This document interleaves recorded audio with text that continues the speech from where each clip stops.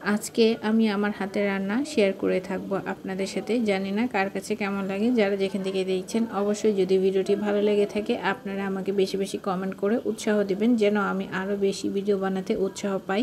কারণ ইদানিং আমার ভিডিও বানানোর আশা ছেড়েই দিচ্ছি, কারণ আমার মন ভালো লাগছে না ভিডিও বানানোর জন্য। জানি না কতটা পরিশ্রম করে এইভাবে টিকে থাকবো এই অনলাইন জগতে। তবে আজকে আমি খুব সুন্দর একটি মাছের রান্নার ভিডিও করব। তো আপনারা দেখে বুঝতে পারতেছেন যে এটা এখানে কি মাছ রান্না হচ্ছে। তো পাশের চুলায় হচ্ছে আমি গরু মাংস রান্না করছি। তো এই ভিডিও আমি অনেকবার শেয়ার করেছি, দ্যাটস ইট, আমি আর এই ভিডিওটা শেয়ার করলাম না।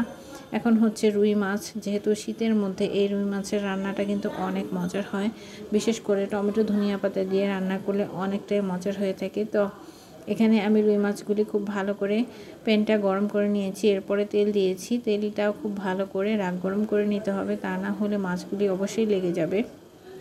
আর রুই মাছ এমনিতে অনেকটা নরম থাকে, তো খুব সুন্দর করে আমি এইভাবে গরম করে নিয়েছি, তাই আর মাছগুলি লেগে যায় নাই। সুন্দর করে ভেজে নেব। তো ভাজা হলে সেই সাথে হচ্ছে পেঁয়াজ আর কিছু কাঁচামরিচ ফালিয়ে আমি এইভাবে ভেজে নিলাম। আর অবশ্যই আমরা মাছ রান্নায় যেই জিনিসটা ইউজ করে থাকি মাছের মধ্যে অবশ্যই ব্যবহার করবেন সরিষার তেল। সরিষার তেলটা সয়াবিন তেল আর সরিষার তেল দুইটা একসাথে ব্যবহার করলে স্মেলটা খুব ভালো হয় এবং কালারটাও খুব সুন্দর আসে। তো এখানে আমার পেঁয়াজগুলি ভাজা হয়ে গেলে আমি দিয়ে দিয়েছি পরিমাণ মতো সরিষার তেল আর হচ্ছে সয়াবিন তেল। তো দুইটা দেওয়ার পরে আমি আদা রসুন পরিমাণ মতো দিয়ে দিয়েছি। তবে যে যতটুকু রান্না করবে সেই ততটুকু অনুযায়ী একটু দিলেই হবে, হাতের আন্দাজ অনুযায়ী একটু হাতে করে দিয়ে দিলেই হবে আদা রসুন বাটা। আর সেই সাথে দিয়ে দিলাম হলুদ আর মরিচের গুঁড়ো, সেই সাথে হচ্ছে তেজপাতা আর লবণটা দিয়ে খুব ভালো করে এইভাবে তেলের মধ্যে কষিয়ে নিতে হবে। কারণ তেলের মধ্যে মশলাটা আঁচ কমিয়ে এইভাবে করে দিলে স্মেলটা খুব ভালো আসে, আর হলুদের একটা স্মেলও আসবে না। তো এই জন্য আমি এইভাবে সবসময় একটু করে নিই, এটা হচ্ছে শাশুড়ি মায়ের কাছ থেকে শেখা। এখন হচ্ছে পরিমাণ মতো পানি দিয়ে একটু ধৈর্য ধারণ করে কষিয়ে নেব। আমি যে পাত্রে মাছগুলি ভেজেছিলাম সেই পাত্রে একটু পানি দিয়ে এইভাবে কষিয়ে নিচ্ছি।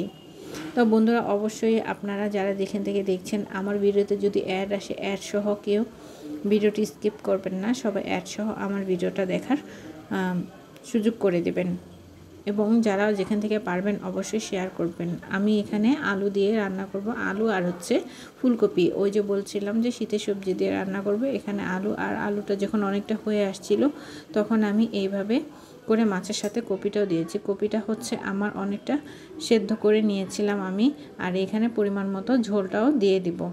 তো রান্নাটা দেখি কিন্তু অনেকটাই লোভনীয় লাগছে। এভাবে আলু কপি দিয়ে টমেটো ধনিয়া পাতা দিয়ে কিন্তু খুবই মজার হয়ে থাকে বন্ধুরা। আর ওইদিকে আমি মাংসটাও রান্না করতেছিলাম আলু দিয়ে। আর এই তো দেখুন আমার একদম ঝোলটা কিন্তু মাখা মাখা হয়ে গিয়েছে, দেখে কিন্তু অনেকটাই সুন্দর লাগছে। তো যারা যেখান থেকে দেখছেন বন্ধুরা আপনারা আমাকে অবশ্যই জানাবেন যে আমার হাতের রান্নাটা কেমন হয়েছে। আর যার কাছে ভালো লাগে এরকম, যারা কপি পছন্দ করেন, যারা সবজি পছন্দ করেন তাদের তো অবশ্যই খুব ভালো লাগবে। অনেকেই আছে আবার কপি খেতে পছন্দ করেন না বা সবজি খেতে পছন্দ করেন না, এরকম অনেকেরই আছে পছন্দ অপছন্দ।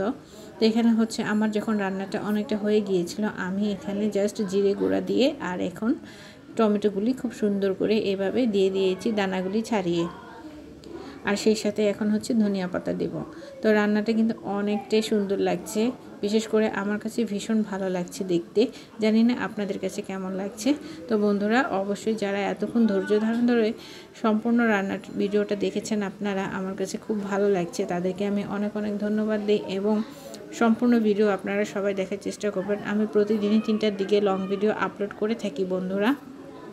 আর অসংখ্য অসংখ্য ধন্যবাদ জানাচ্ছি যারা আমাকে ভালোবেসে এই পর্যন্ত নিয়ে আসলেন আমাকে। তো ধন্যবাদ সবাইকে, অনেক অনেক ধন্যবাদ। তো অবশ্যই আমি একটু লবণ চেক করে নেব লবণটা ঠিক আছে কি না। লবণ আরেকটু লাগতে পারে, যেহেতু সবজি দিয়ে রান্না করেছি তো লবণ আরেকটু লেগেছিল, তাই আমি দিয়েছি। তো যারা যেখান থেকে দেখছেন খুব খুব ধন্যবাদ বন্ধুরা। আর লবণটা অবশ্যই এভাবে ঝোলের মধ্যে দিয়ে একটু ঝুলিয়ে জ্বালিয়ে দেবো, তাহলে আবার ঠিক হয়ে যাবে। তো থ্যাংক ইউ সো মাচ।